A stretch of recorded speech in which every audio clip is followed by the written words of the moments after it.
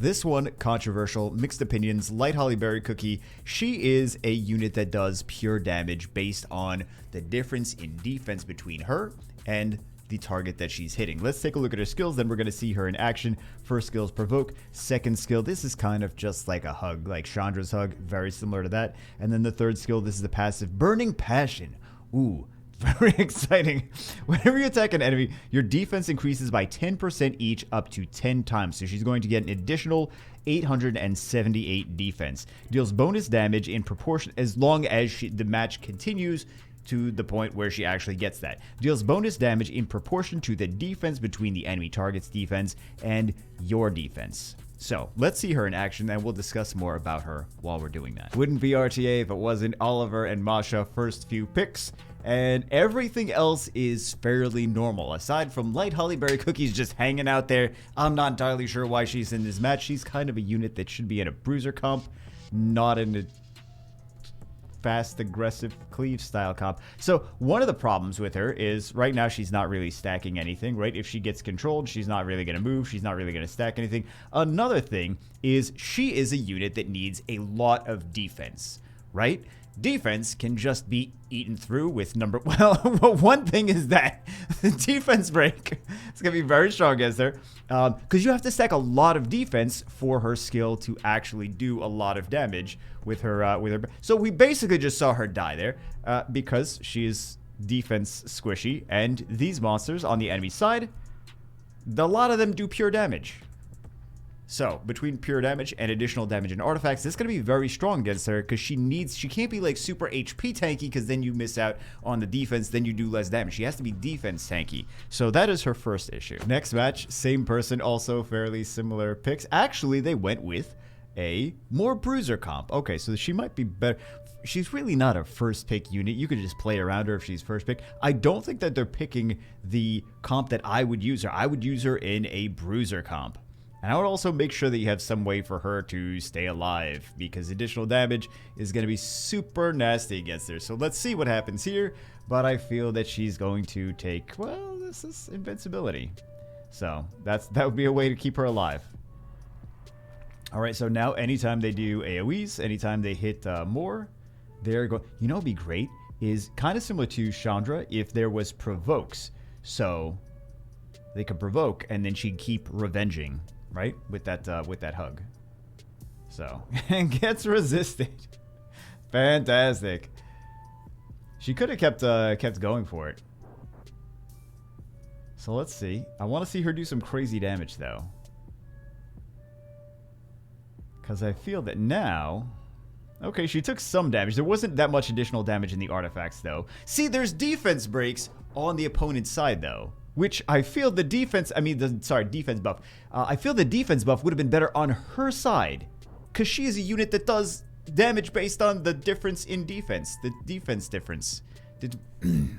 If I say that anymore, it's gonna be a very awkward... it's gonna be a very awkward video. It's like, he spent 25 minutes saying defense, defense. Typical, right? But yeah, additional damage is gonna be... Just, she didn't do anything crazy there. Like, they won with her, but she didn't do anything crazy. Additional damage is strong against her because she's defense. But type Cloud9. If there's anyone that's good at gaming, it's Cloud9. So they're just going to ban. That Rika pick just means that they were planning on banning the last unit. So they just went with just some bruisers, no immunity, no way to protect all of this stuff. I feel like we're just going to see her die instantly. I feel like we're just going to see her die instantly. Yeah, that Rika was a great pick. Rika's just going to control the entire match. Well, actually, Rika's going to get sniped first. Okay, get some stunts. This we're just going to see her take some hits though. Yeah, the Artemil was nice with her because he could buff her defense, which is going to be strong. But now she just gets CC'd. She didn't really do anything crazy. And defense breaks and continuous damage and pure damage from the enemy team. The enemy team was... They picked well. They picked well. But it was just like, let me pick a whole bunch of LD5s.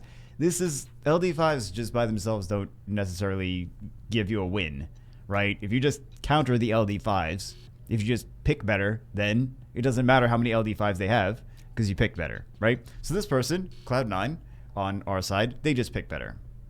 That's it. Opponent wanted to pick a whole bunch of LD5s, spent a whole bunch of money, wound up not winning.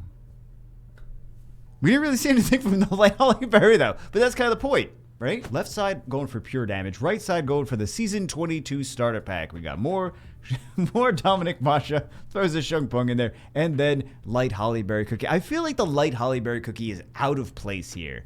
And Oliver goes nana. Actually, Oliver got resisted a lot.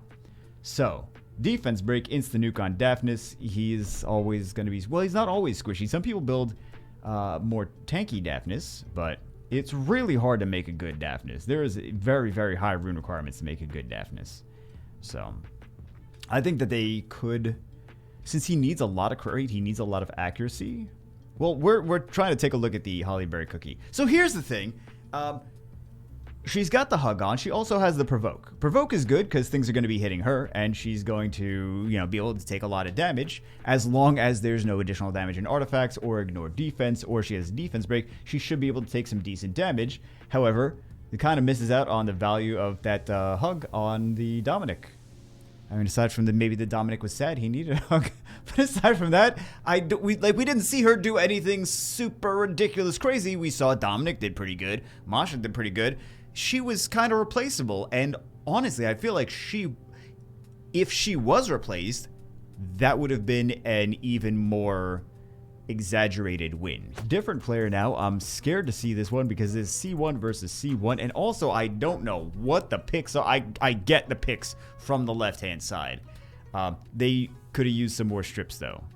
But the picks on the right-hand side, I don't know. They just brought a lot of support, and they're lacking a bunch of damage. So, they left themselves open. They were trying to play defensively, but... Yeah. Alright. And, oh, by the way, if you guys... What you're going to see right here, Shihao, fantastic counter to Masha. Although high-level Mashas are tanky enough to withstand a blast from Shihao. Also, they have damage reduction from fire, but... Shihao in general, because people were using Shihao against Mashas just to strip and then dismount. So strip and do enough additional damage artifacts to dismount. So that is a pretty solid counter to one of several pretty solid counters to Masha. In case you guys are struggling and need some Masha counter ideas, because she's everywhere. She's actually the most picked unit this season. So we're trying to take a look though at the light cookie, but. The Light Hollyberry Cookie, but we're really not seeing... We're seeing how good Shihao can be. But we're really not seeing the Light Hollyberry Cookie specifically do anything crazy. So, maybe we will, maybe we won't. Not that much additional damage artifacts from Ciara. Then again, who am I to say? That was enough to kill. So now it's Ciara versus Shihao. Who procs more? Actually, I think Shihao wins. Oh, never mind. We'll just edit that. Pretend I say Ciara wins. I thought he was going to get another turn and get invincibility, and she wasn't going to actually get anything, any damage on him. So that's why I said that. I spoke too soon. Can we just talk about the last one again? Because I feel like the last one, we also did not see the Light Hollyberry Cookie really do anything. We saw Shihao did pretty solid, though. Shihao did pretty solid. They had enough additional damage in artifacts, because he has so many multi-hits. They probably also had some decent damage on him as well.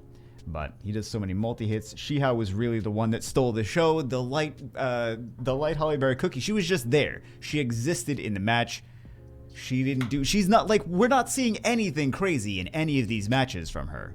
She's in the matches. Some of them win. And she's in them. But am I being too grumpy? I'm always being too grumpy. But really, though, I don't feel like any of these matches are won because of her.